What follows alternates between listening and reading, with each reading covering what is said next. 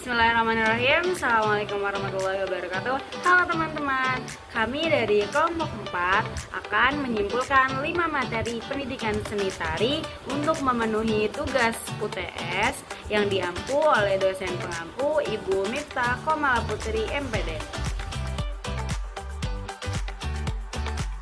Baiklah, materi pertama yaitu tentang pengertian tari, fungsi tari, makna dan watak gerak tari.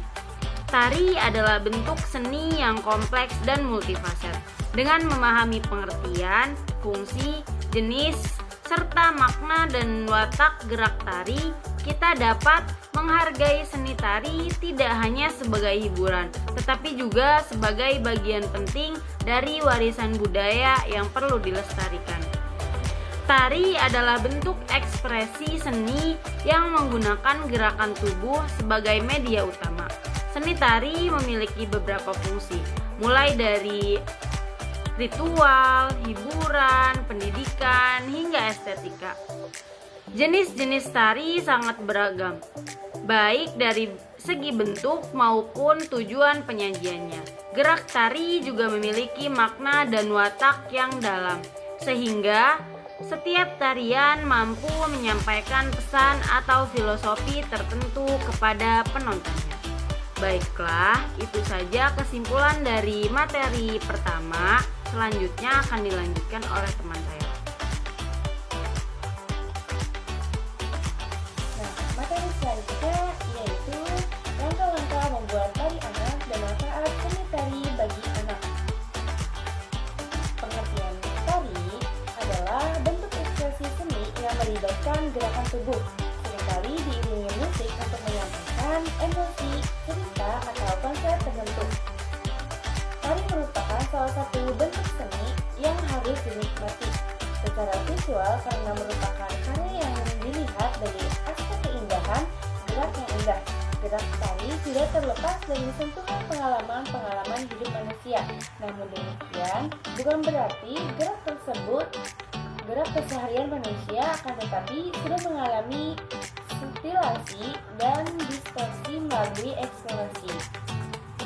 Nah, selanjutnya ada pembelajaran tari bagi anak usia dini. Tari dalam dimensi pendidikan akan memberikan warna dan arah pada pembentukan pengetahuan, sikap, dan keterampilan gerak. Hal ini diserukan karena pembelajaran tari tidak hanya mengembangkan kompetensi motorik semata, akan tetapi kompetensi afektif dan kognitif. Terdapat langkah-langkah membuat tarian bagi anak. Yang pertama, tentukan tema. Yang kedua, pilih musik.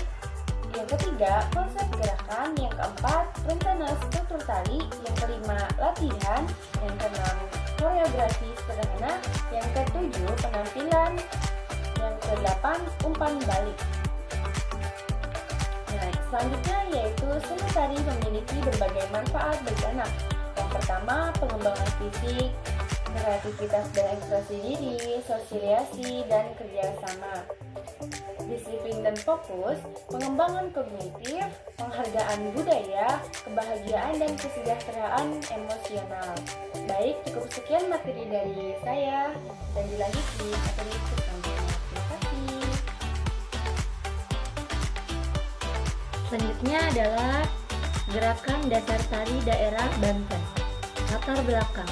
Tari daerah merupakan salah satu bentuk ekspresi seni yang memiliki peranan penting dalam memperlihatkan identitas budaya suatu masyarakat.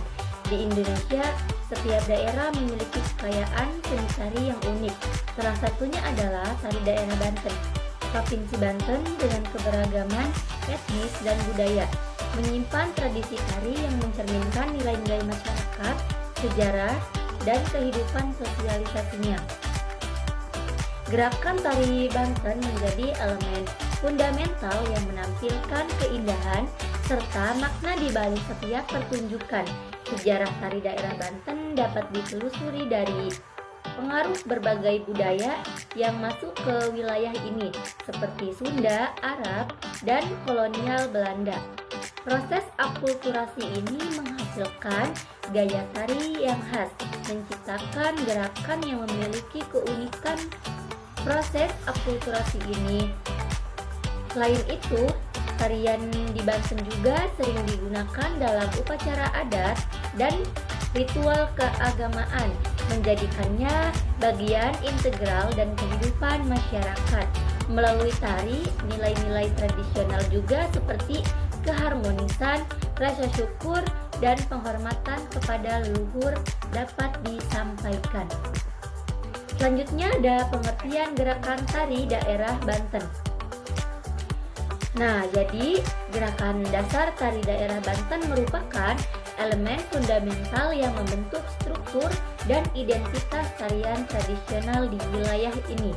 Gerakan ini tidak hanya mencakup teknik menari, tetapi juga mencerminkan nilai-nilai budaya dan sejarah masyarakat Banten.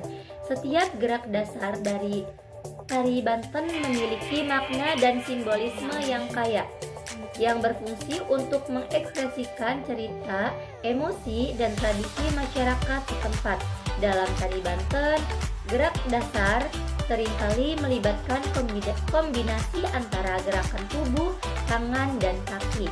Gerakan tangan misalnya dapat melambaikan komunikasi nonverbal yang memperkuat tema tarian. Sementara itu, gerakan kaki yang dinamis menunjukkan energi dan ritme, menciptakan pesan yang harmonis dan menarik bagi penonton. Keseimbangan dan koordinasi dalam setiap gerakan yang sangat penting itu menciptakan keindahan yang visual menjadi ciri khas tarian Banten. Selanjutnya ada gerak dasar tari dalam daerah Banten. A. Gerakan angkat tangan, gerak angkat kaki, gerak memutar badan, gerak melangkah, gerak jari dan tangan, gerak melingkar, gerak menunduk. Selanjutnya ada karakteristik gerak dasar tari daerah Banten. Yang pertama, keterkaitan budaya lokal, keberagaman gerak, penggunaan kostum dan atribut, ritme dan musik, keterlibatan komunitas, dan makna simbolis. Selanjutnya ada makna dan simbolisme yang terkandung dalam gerak tari daerah. Yang pertama, ada identitas budaya, cerita dan legenda, nilai-nilai normal dan etika, ritual dan upacara, ekspresi emosi, simbolisme gerakan, interaksi dan lingkaran, pendidikan dan kelestarian budaya.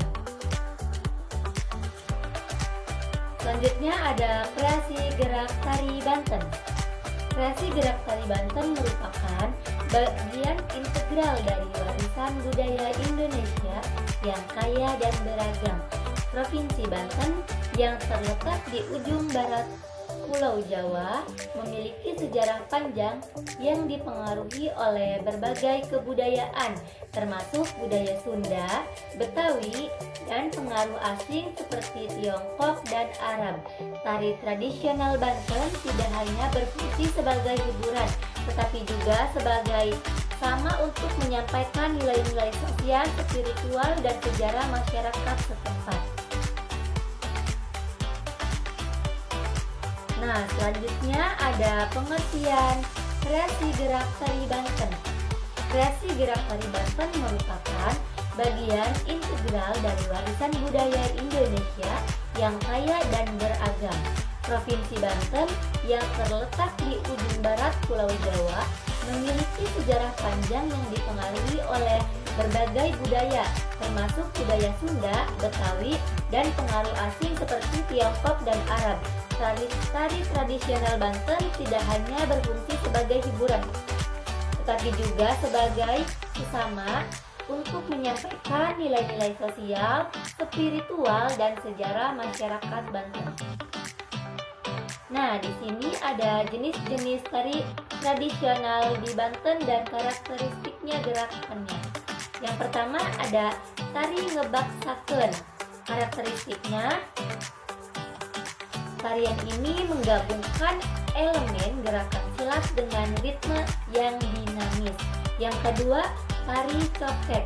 Karakteristik gerakan tarian ini memiliki gerakan yang lembut dan anggun, seringkali diiringi dengan musik tradisional. Yang ketiga, tari bentang Banten. Karakteristik gerakan tarian ini mengedepankan gerakan kolektif dari beberapa penari yang saling berinteraksi. Yang keempat ada tari katuran. Karakteristik gerak tarian ini memiliki gerak yang bersifat menyambut dan menghormati tamu. Selanjutnya ada tari grebeg terbang gode. Karakteristik gerak ini menghubungkan seni pencak silat dengan elemen tari grebeg terbang gede menampilkan gerakan yang kuat dan berani. Yang keenam ada tari meler bedug Banten. Karakteristik gerakan ini menyambut yang memadukan irama bedug dengan gerakan silat serundu. Yang ketujuh, tari bendung lesung. Karakteristik gerakan tarian ini digunakan sebagai alat musik yang utama dan para penari akan berputar sambil memukul lesung untuk menghasilkan bunyi ritmis khas. Selanjutnya, tari wali jamaliha. Karakteristik dikenal dengan kecepatan dan kelincahan gerakannya.